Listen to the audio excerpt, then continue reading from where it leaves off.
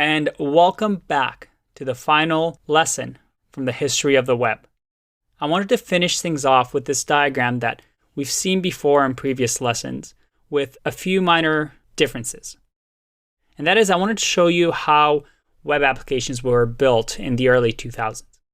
So they were built with technologies that we've come to familiarize ourselves with. We have HTML, CSS, JavaScript, but we also had jQuery.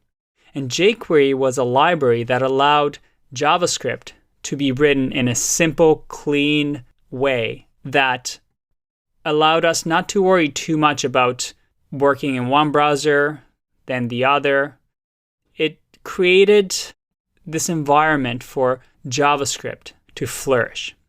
But it is an outdated technology and there's better ways of doing things. So it is not used very often, and you'll see it less and less in job postings. And then on the back end, we have the LAMP stack. And that stands for Linux, Apache, MySQL, and PHP. And in those days, backend developers used PHP to write files that allowed us to have logic on the servers. And then we had Apache. So if you ever use something like HostGator and you had to log into cPanel or any of those very common hosting platforms, most likely they're running Apache server. And what it is, it's a software that really efficiently serves up files.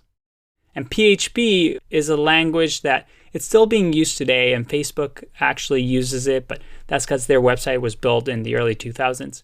It is now a very unpopular, let's say, language in terms of growth and job opportunities. Then we also had MySQL, which it's still being used. But again, if you're looking to get hired, you want to look for skills that are highly employable, people are looking for them, and there are still very few developers that know it really well. Well, that's what we're learning in this course. In this course, we're going to learn HTML5, CSS3. We're going to learn JavaScript. We're going to learn React, probably the biggest library for JavaScript.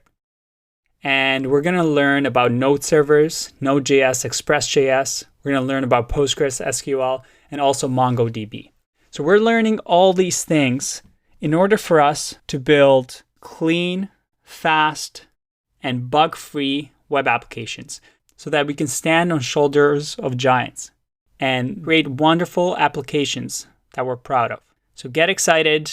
All the theory stuff we're done with. We're going to start coding. We're going to start off with HTML, then get into CSS, and then finally JavaScript and React. And don't worry, we'll get to the back end as well. So I'll see you in the next section. Bye-bye.